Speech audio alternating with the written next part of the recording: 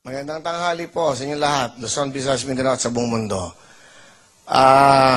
Marami hong nag-email sa amin, tumawag at hindi ko alam kung nagagalit sa akin o nagtatampo. But anyway, kahapon ho, nakapag-comment ako about dun sa portion ng Wheel of Fortune. Kasi ho, yung eksena po doon, nagsasaya kami, tapos in-insert po doon yung parada po ng, sa ating mahal na presidente, Presidente Cory Aquino, na pinapakita po.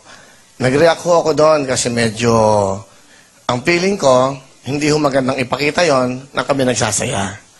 Nag-explain po ako doon na ang sabi ko, medyo nagiging emotional tayo, buong sambayan ng emotional ho eh.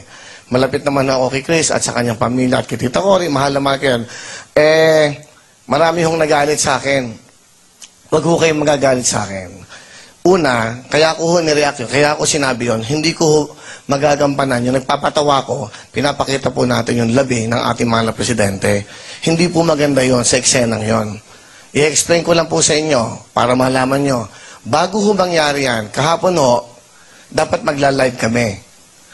Tapos sinabi ho, magte-taping na lang kayo para bukas, kasi nga, magbibigay way tayo sa mga pangyayari ho, doon sa parada at sa pagpunta po sa katedral.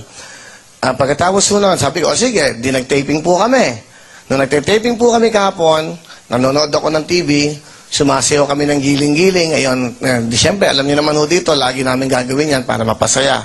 Sa okasyon na to, mayroong sitwasyon pong katulad po ng minamatay. So, ang feeling ko, hindi maganda. Pina-insert po yon. In-insert po yon.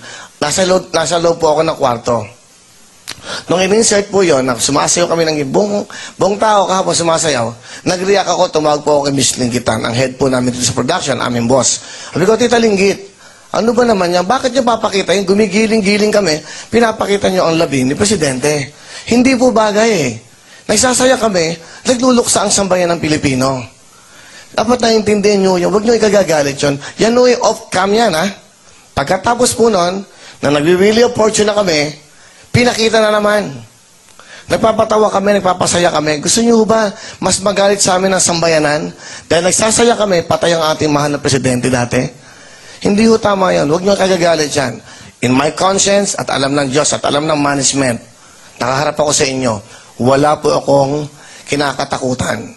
Hindi ako nahihiya sa ginawa ko. Dahil tama ho ang ginawa ko. Sa paniniwala ko, huwag kayong magalit, huwag niyo akong siraan. Matagal na akong sira. Huwag niyo akong siraan. Kasi huwag niyong sirain ng programang ito.